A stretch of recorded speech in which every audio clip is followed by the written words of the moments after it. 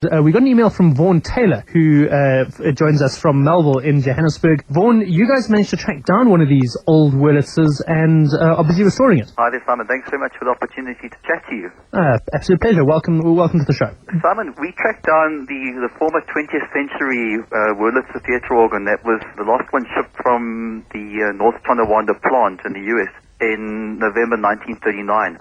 It was installed in the 20th century cinema in downtown Joburg, and through a long history that dates over 70 years, it landed up in a church in Randburg and was simply abandoned and neglected. Mm-hmm. I mean, are these things substantially different from church organs, or are they a similar thing but with even more pedals and more buttons? At least the theatre organ is uniquely different because it's what they call a unit orchestra, meaning that the performer or the organist is able to play a number of instruments simultaneously from the same console. Mm-hmm. So in the days that, let's say, which predated the silent movies, they didn't have any sound to the picture, so the easiest way of doing this was to get an orchestra into the pit, but you know, it was expensive to get an orchestra there constantly, so they said, well, why not hire an organist, put him at a console, and then he can play all the sound effects and then all the orchestral sounds that they need to accompany a movie.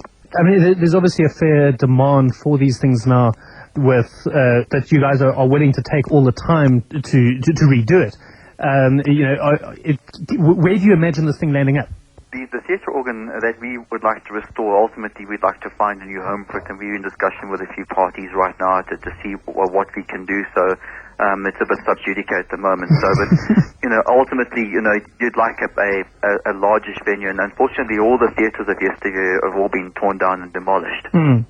I mean, is there an application for it in somewhere like, I don't know, the Civic, or actually maybe something slightly smaller, maybe something like one of the market theatres, where that organ can become just an extra, almost retro addition to modern theatre? The market is a little bit too small for the venue. Okay.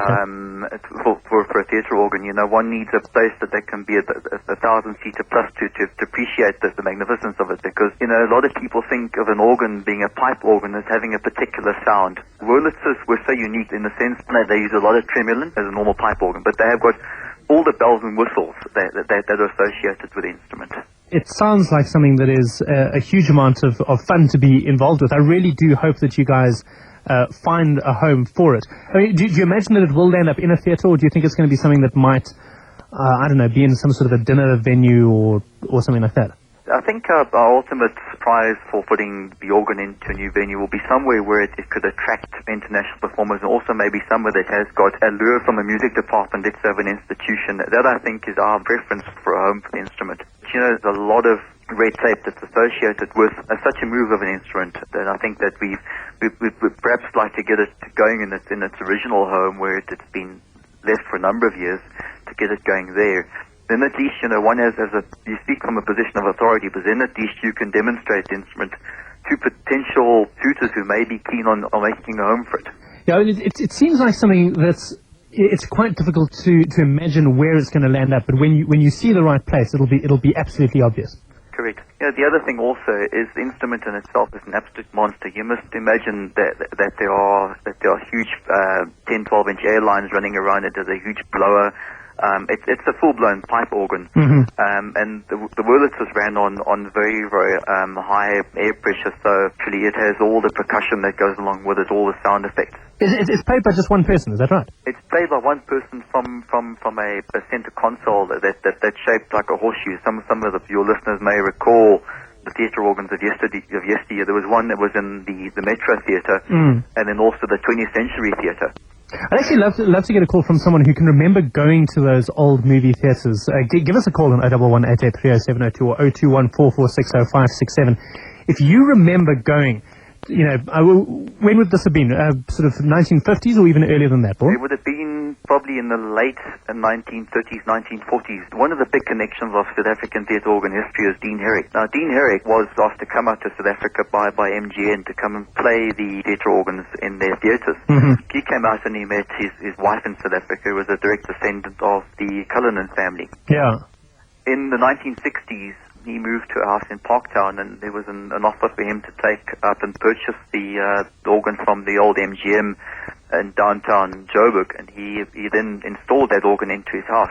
Which must have been an absolute nightmare for the neighbours, I would have thought. Well, luckily it was in the cul-de-sac of a road, so it was and also one in Dean's defense, he did all the recordings that appeared on the SABC's English service for quite a long period. And when he passed away in 1981, his wife Wynne had to go through a huge amount of effort to try and then get rid of the instrument. Eventually, the Witbank Town Council took up the offer and they installed it into their town hall. It was played once at a concert, and then the hydraulic lift, which is used to raise and lower the console, failed.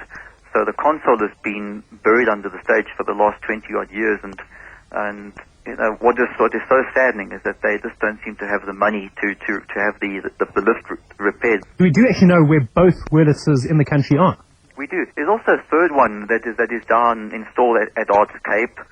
Sadly, it was a misfit for the Arts Cape Theatre, and they'd also like to find another home for it. Now, of course, there's always international interest in these instruments, but you know, once we lose a theatre organ of this age, remember that the Arts Cape Wurlitzer came from the Alhambra Theatre, and it was installed in 1932.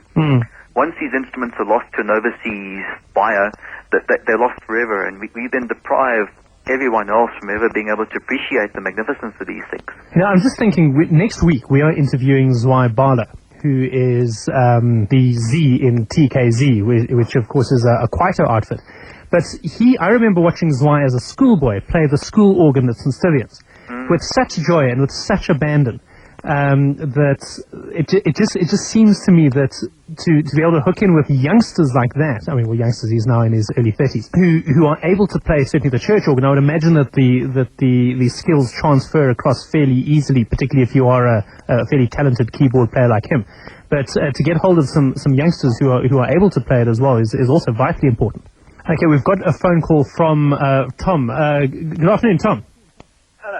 Hi, you've got a photograph of Dean Herrick when he actually installed the Wurlitzer, huh? What happened was, yes, I was on a newspaper then, and he put this it was in the entranceway to his house.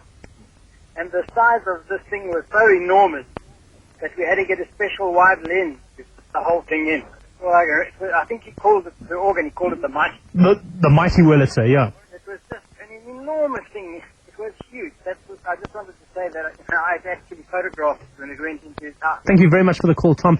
We're talking about the mighty Wurlitzer, these big organs, 3 of them in the country, one of them currently being, reinvigorated by Vaughan Taylor. He's on the line with us from Melville, and Norma from Pretoria. You used to go watch the Wurlitzer at your local theatre? Yes, good afternoon. When I was a teenager, or before a teenager even, we had Saturday morning shows at the Grand Cinema in Port Elizabeth.